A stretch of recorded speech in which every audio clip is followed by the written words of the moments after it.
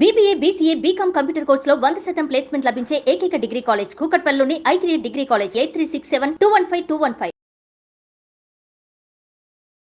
నమస్తే రమగారు. నమస్తే జయ. రమగారు, మనం రకరకాల కథలు చెప్పుకుంటూ ఉంటాం. మాతృభక్తని, పితృభక్తని, గురుభక్తని అట్లా. వీటికి సంబంధించి అసలు ఏమన్నా కథలు ఉంటాయండి? పితృభక్తి కథలు చెప్పుకోవచ్చు మనం. ఒక కథ చెప్పచ్చు ఎక్స్ట్రా. ఓకే. మనకు మామూలుగా తెలుసు రాముల వారి పితృభక్తి పరాయణుడు. అసలు తండ్రి మాట జవదాటకుండా అడవికి వెళ్ళిపోయాడు. భీష్ముడు పితృభక్తి పరాయణుడు. ఆహా, మరి ఆయన పెళ్లి మానేసుకున్నాడు కదా తండ్రి కోసము. అవునా రమగారు? ఈ కథ నాకు తెలియదు రమగారు. అదేంటి భీష్ముడు కథ తెలియదని? అంటే డీటెయిల్డ్ గా తెలీదు.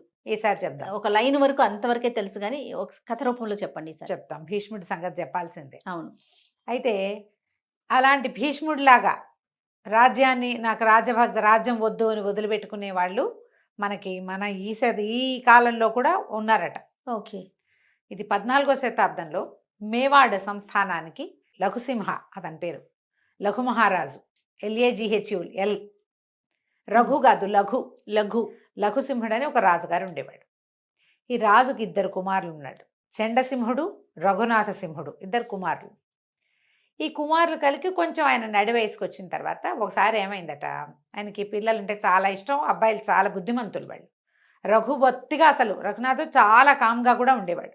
చండసింహుడు కొంచెం గట్టివాడు, కానీ తండ్రితో అమిత ప్రీతిగా ఉండేవాడు. తల్లి గతించింది.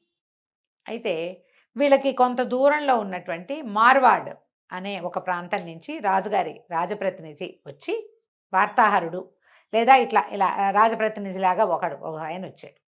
వచ్చి ఏం చేశాడు, ఈ మన లఘు మహారాజు సభలోకి వచ్చి మామూలుగా పలకరింపుకి వచ్చి ఒక కొబ్బరికాయని రాజుగారి పాదాల దగ్గర పెట్టాడు.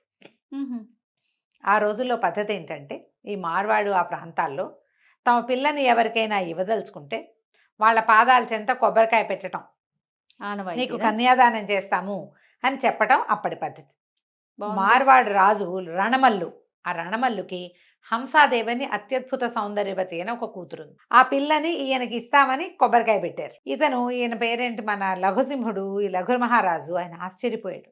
ఎప్పటి నుంచో ఆ పిల్ల చాలా సౌందర్యవతి అని వింటున్నాడు, కానీ నడివయసు వాడిని నాకెందుకు ఇస్తారు వాళ్ళ పిల్లని అని అనుకున్నాడు. ఈ కొబ్బరికాయ పెట్టేసరికల్లా ఏమంటున్నాడు, పిల్లని తనకి ఇవ్వడానికి వాళ్ళు సిద్ధపడ్డారు అని చెప్పి, అలాగే మాకేం అభ్యంతరం లేదని వార్తాహరుడికి చెప్పి శుభలేఖ వస్తుందని చూస్తున్నాడు. ఈ హంసాదేవిని నాకు ఇవ్వబోతున్నారని చెప్పాడు అందరికీ. దేశంలో రాజుగారు మళ్ళీ వివాహితుడు అవుతున్నాడని చెప్పుకున్నారు. కొద్ది రోజులకి రణమల్లు గారు ఆ మార్వారి నుంచి కాగితం పంపించాడు.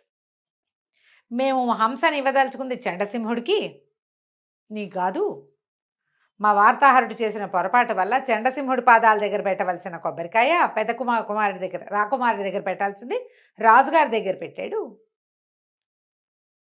మా ఉద్దేశం మాత్రం మేము చండసింహుడికే ఇస్తాం పిల్లని, అలాగైతే మాకు ఓకే, నీకు ఇచ్చే ఉద్దేశం మాకు లేదు అనేసరికి ఈయన చాలా హర్ట్ అయిపోయాడు. ఆయన హర్ట్ అయ్యి బాధపడ్డాడు. కొంచెం సన్నిహితుల దగ్గర తెలుసుకుని ఈ చండసింహుడు ఏమనుకున్నాడు, చండు అని రాస్తారు, ఇతను మార్వారు వెళ్ళాడు. వెళ్ళి మీ వార్తాహరుడు ఏం చేసినా సభలో జరిగింది ఇది, మా తండ్రి వివాహానికి సిద్ధపడ్డాడు, పిల్లనిచ్చి పెళ్లి చేయమంటే నీకు ఇస్తాం కానీ మీ నాన్నకు ఇవ్వమన్నారు. ఇతను అన్నాడు, కాదు, ఏనాడైతే మీరు పంపించిన నారికేళం మా పితృపాదుల పాదాల దగ్గర పెట్టబడిందో దాన్ని మా తండ్రి ఎప్పుడు ఒప్పుకున్నాడో అప్పుడే హంసాదేవి మాకు మాతృస్థానంలో స్థిరపడింది. ఆమెని మా తండ్రికి ఇచ్చి వివాహం చేయటమే సరైన పని, పెళ్లి చేస్తారా యుద్ధం చేస్తారా? అయ్యో అనేసరికి రణమల్లి ఏమన్నాడు, వాళ్ళది కొంచెం చిన్న సంస్థానం వీళ్ళకంటే. అట్లా కాదయ్యా, పోని నువ్వేదో ఇట అంటున్నావని మేము ఒప్పుకున్నామనుకో, మా పిల్లని మీ నాన్నకిచ్చి పెళ్లి చేస్తాం. రేపొద్దున సంతానం కలిగితే రాజుగారి పిల్లలు అవుతారు, కానీ రాజులు ఎవరు? నీకు ఇవ్వదలుచుకుంది ఎందుకు? రేపు మీ నాన్న తర్వాత నువ్వు రాజు అవుతావు. మా మనవడు, మా దౌహిత్రుడు రాజకుమారుడు అవుతాడు, తర్వాత రాజు అవుతాడు. నీ తర్వాత నువ్వు జ్యేష్ఠుడివి, నీ జ్యేష్ఠ కుమారుడు రాజు అవుతాడు. రాజు అవ్వటానికి ఉండవలసిన దౌహిత్రుణ్ణి ఒట్టి రాకుమారుడిగా రాజుగారి చిన్నబ్బాయిగా చేయటం నాకు ఇష్టం లేదు. మా అమ్మాయికి పుట్టబోయేవాడు రాజు అవ్వాలని కదా అనుకున్నాం మరి అనేసరికల్లా చండు అన్నాడు, మా నాన్న కోరిక తీర్చండి, మీ మనవడే రాజు అవుతాడని చెప్పాడు. ఆయన వివాహానికి సిద్ధపడ్డాడు. ఆయన పరువు పోతుంది, నాకు రాజ్యం అక్కర్లా, మీ హంసాదేవికి కలిగిన కుమారులకే రాజ్యార్హత, మాకు రాజ్యం అక్కర్లేదు అని ఒప్పుకున్నాడు.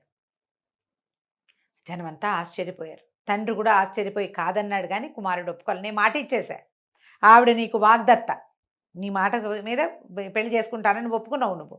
నేను వీళ్ళకి మాట ఇచ్చా, నువ్వు మాట తప్పద్దు, నేను మాట తప్పను, పెళ్లి చేసుకోమన్నాడు.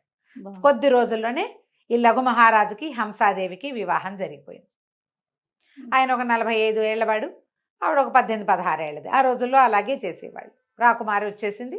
కొంతకాలానికి ఒక 3 సంవత్సరాలు, 2 సంవత్సరాలు, 4 ఏళ్ళైందో ఆవిడకు కుమారుడు కలిగాడు.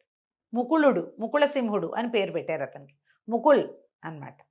ఈ ముకుళుడు కాస్త చంటి పిల్లాడిగా, ఒక ఏడాది పిల్లాడిగా ఉండగానే ఏమైందట, ఈయన ఎక్కడికో వెళ్ళవలసి వచ్చింది, ఈ లఘు మహారాజు. అప్పుడు ఏంటంటే గయా క్షేత్రం ఉంది కదా, గయా క్షేత్రంలో మహమ్మదీయులు, ఇది 14వ శతాబ్దం, అంటే అప్పుడే మొఘల్స్ వాళ్ళంతా వస్తున్న కాలం. మహమ్మదీయులు వచ్చి అక్కడ దేవాలయాలు అవి పాడు చేస్తున్నారని, అక్కడికి వచ్చి రక్షించవలసిందని అక్కడి నుంచి కబురు వచ్చింది. కబురు వచ్చేసరికి ఈయన రాజుగా ఈయన వెళ్ళాలి. ఈయన ఏమన్నాడు, ఈయనకి అర్థం కాలేదు, ఇప్పుడు చంటి పిల్లాడిని వదిలిపెట్టి వెళ్తే.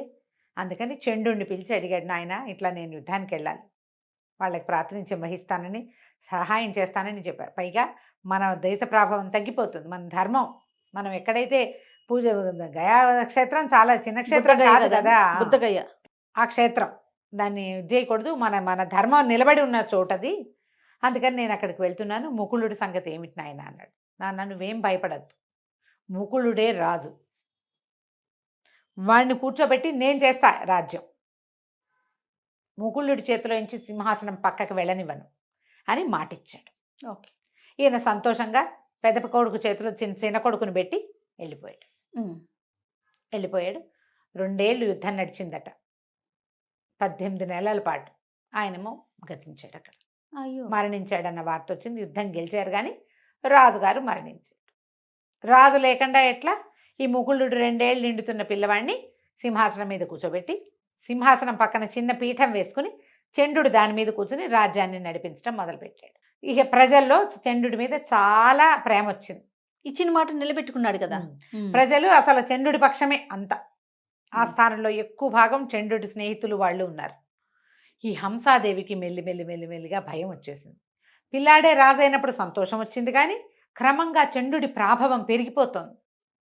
రేపు నాటికి పిల్లాడిని ఏమైనా చేస్తే, అయితే ఇలాగ మెల్లిమెల్లిగా పెరిగేసరికి చండుకి తెలిసిపోయింది ఇలా ఆవిడ అనుకుంటోంది అని. అయితే ఏం చెప్పాడంటే, అమ్మా నువ్వేం భయపడద్దు, మా నాన్నకి మాట ఇచ్చాను, నువ్వు ఇక్కడే ఉంటే వీళ్ళందరూ నీ వైపే చూస్తారు, కానీ నా కొడుకు వైపు చూడరయ్యా, నాకు అది భయం అంది. సరే నేను ఇక్కడి నుంచి వెళ్ళిపోతాను, వేరే ప్రాంతానికి వెళ్ళి స్థిరపడతాను, నా సొంత ప్రపంచం ఏదో నేను నిర్మించుకుంటాను, పిల్లాన్ని జాగ్రత్తగా చూసుకోమని చెప్పి తమ్ముడైన రఘునాథుడు, అతని మెతకవాడు, ఆ రఘునాథుడిని మాత్రం ఇక్కడ ఉంచి తన స్నేహితులు, తన పరివారంతో ఎవరైతే తనని ఫాలో చేయదలుచుకుంటారో వీళ్ళతో కలిసి వేరే ప్రాంతానికి వెళ్ళిపోయాడు. ఎప్పుడైతే మేవాడ్ నుంచి చండసింహుడు వెళ్ళిపోయాడో ఆవిడ ఏం చేసింది, తన తండ్రికి వచ్చి కబురు చేసింది, వచ్చి కాస్త రాజ్యాన్ని చూడడానికి హెల్ప్ చేయి, పిల్లాడి పెంపకంలో నాకు సహాయం చేయండి అంటే. ఇది మహాద్భుతమైన రాజ్యం మేవాడు, చిత్తోడ్ గఢ్ అని చెప్పుకుంటాం కదా, ఆ గఢ్ ఉన్నది వీళ్ళకి. చాలా ఆస్తిపాస్తులు ఉన్నది, ఎంత సంపద ఉందో అక్కడ, ఎంత పంటలున్నాయో, సిరి సంపదలతో తులదూగుతున్న రాజ్యం ఇది. సో పుట్టింటికి కబురు చేసుకుంది. మరి తండ్రి తమ్ముడు కావాలి కదా సహాయానికి. ఆవిడ అన్నదమ్ములు వీళ్ళంతా కలిసి ఊసర క్షేత్రం, అది తొండల గుడ్లు పెట్టే క్షేత్రం, ఊళ్ళు అవి. మార్వాడు అంత మంచిది కాదు, మార్వాడు రాజ్యం చిన్నది, అక్కడ పెద్ద డబ్బు లేదు, రాజ్యమే ఉంది కానీ ఇంత సిరి సంపదలతో తులతూగేది కాదు. ఈ ఊసర క్షేత్రంగా ఉన్న ఈ మార్వాడిని వదిలిపెట్టి మేవాడు రాజ్యానికి షిఫ్ట్ అయిపోయారు వాళ్ళు. అక్కడ ఎవరికో అప్పచెప్పేసి అది చూస్తారు, అది వీళ్ళ కిందే ఉంటుంది. పెద్ద వాళ్ళంతా తండ్రి అన్నదమ్ములు ఇక్కడికి వచ్చేసారు. క్రమంగా రాజ్యంలో వీళ్ళ గట్టి చేసుకున్నారు. ఇక ఎట్టి పరిస్థితుల్లో అతన్ని రానివ్వకూడదు, చండుని ఇక్కడికి రానివ్వకూడదు. అంతఃపురం మీద వీళ్ళదే పెత్తనం, పుట్టింటి పెత్తనం చాలామంది చేస్తారు చూడు, ఇప్పుడు కూడా అట్లా. రోజులు గడుస్తుంటే ఏమైంది, ఒకనాడు సభ తీర్చి ఉన్నారు. ఆవిడ చాలా గట్టిగా ఉన్నారు, తెలుస్తోంది ప్రజలకి ఆవిడ పుట్టింటి వాళ్ళ ప్రభావం హెచ్చుగా ఉంది అని. ఆవిడ అన్నదమ్ములు కూడా కొంచెం తీవ్రంగానే ప్రవర్తించేవాళ్ళు. ఆ సభలో ఒకనాడు పిల్లవాడిని రాజసింహాసనం మీద కూర్చోబెడతారు కదా, ఎవరైతే రాజ్యం చేస్తున్నారో వాళ్ళు కింద ఒక పీట వేసుకుని కూర్చుంటారు. కింద పీఠం మీద కూర్చున్నాడు తాత. ఈ సింహాసనం మీద కూర్చున్న పిల్లాడు 4 ఏళ్ళు వాడే కదా, ఎక్కువ వయసు ఏమిది, 5 ఏళ్ల పిల్లాడు. వాడు ఏదో బంతి తెచ్చుకుని ఆడుకుంటూ బాల్ పడిపోయిందని దిగి కింద ఆడుకుంటున్నాడు. ఎప్పుడైతే రాకుమారుడు రాజే కదా, సింహాసనం మీద నుంచి దిగాడో సభలో ఉన్న వాళ్ళంతా లేచి నిలబడారు. అది ఆస్థాన మర్యాద. కానీ తాత అయిన రణవల్లు మాత్రం తన పీట మీద నుంచి లేవల. ఆయన తాంబూలం నవ్వులుతూ కుర్చీలో కూర్చున్నాడు. సభలో ఉన్న వాళ్ళంతా అసహించుకున్నారు. ఇప్పుడు రాజు పిల్లాడా పెద్దవాడా కాదు, రాజే. రాజు సింహాసనం, దానికి మర్యాద ఇవ్వాలి. ఆ స్థానంలో అట్లాంటి మర్యాదలు తప్పడానికి అసలు రజపుత్రులు అస్సలు ఒప్పుకోరు. రాజ్పూట్స్కి చాలా మర్యాదలు ఎక్కువ, వాళ్ళు ఒప్పుకోరు. మిగిలిన వాళ్ళందరికీ కోపం వచ్చింది. కానీ ఏమంటారు, రాణిగారి తండ్రి మాట్లాడకుండా ఊరుకున్నారు. కానీ ఈ పిల్లాడి వెనకాల ఒక దాది వస్తుంది. రోజు పిల్లాడిని ఎత్తుకొస్తుంది, అది దింపుతుంది. వాడికి ఏమైనా ఆకలిస్తుంది, అవి ఇవి మంచినీళ్ళు కావాలి, ఏమైనా కావాలంటే ఇస్తుంది. సభ అంతా అయిపోయాక పిల్లాడిని ఎత్తుకు తీసుకుపోతుంది. అక్కడ నుంచున్న దాది చండసింహుడిని పెంచింది దాదే. పిచ్చి కోపం వచ్చేసి పిల్లాడిని ఎత్తుకుని వెళ్ళి, మీ నాన్న ఏం చేస్తున్నాడో తెలుసా, కనీసం నీ పిల్లాడు రాజు అతనికి మర్యాద కూడా ఇవ్వటం లేదు. పిల్లవాడికి మహారాజుకు మర్యాద ఇవ్వద్దు, రాణాకి మర్యాద ఇవ్వని వాడు అసలు ఈ రాజ్యంలో ఉండకూడదు, నువ్వు వాళ్ళని తెచ్చి పెట్టావని చెప్పేసరికల్లా ఆవిడ ఏం చేస్తుంది, తండ్రిని పిలిచి, ఇట్లా చేస్తున్నావా నువ్వు, ఇది పద్ధతేనా, ఆస్థానంలో అందరూ ఏమనుకుంటారు, మా రాజ్యంలో ఏ పద్ధతో ఆ పద్ధతి ప్రకారం నువ్వు నడవాలి అనేసరికల్లా ఆయన ఈడ్చి ఒకటి కొట్టాడు కూతురు. నోరు మూసుకుని పడుండు, నీ పెత్తనం ఏంటి, రేపొద్దున దీనికి రాజు నేను, ఏమైనా పిచ్చి వేషాలు వేసామంటే పిల్లాన్ని నిన్ను కూడా లేపేస్తామని బెదిరించి. దుఃఖం వచ్చేసింది, ఏం చేయాలో తెలియలే ఆవిడికి. ఇంతలో ఏమైంది, కొద్ది రోజులు గడిచాక రఘునాథుడిని సింహుడిని సంహరించేశారు. రెండో రాజకుమారుడు అంటే చండసింహుడి తమ్ముడు.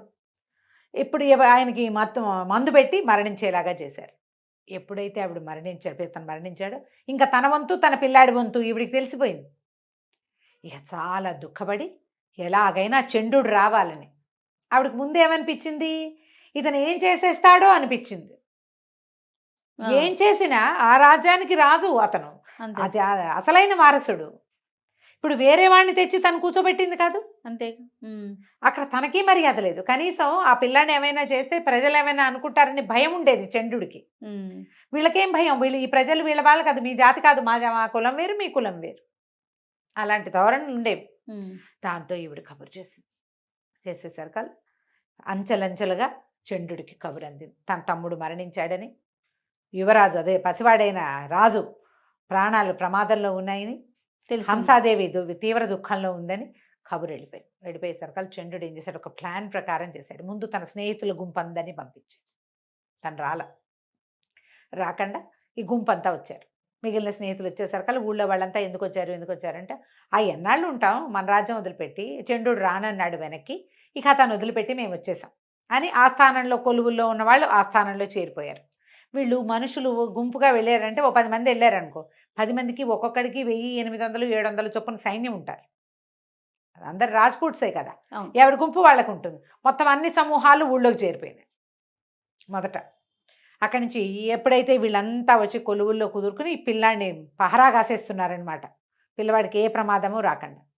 ఆవిడ రోజులు గడిచే కొందుకి ఆవిడ ఏం చేసింది, ఏదో లక్ష్మీ పూజ చేయాలని కొంచెం దూరంగా ఉన్న ఒక దేవాలయానికి రాజకుమారుడిని తీసుకెళ్తున్నానని, రాజుని తీసుకెళ్తానని ప్రచారం చేసింది.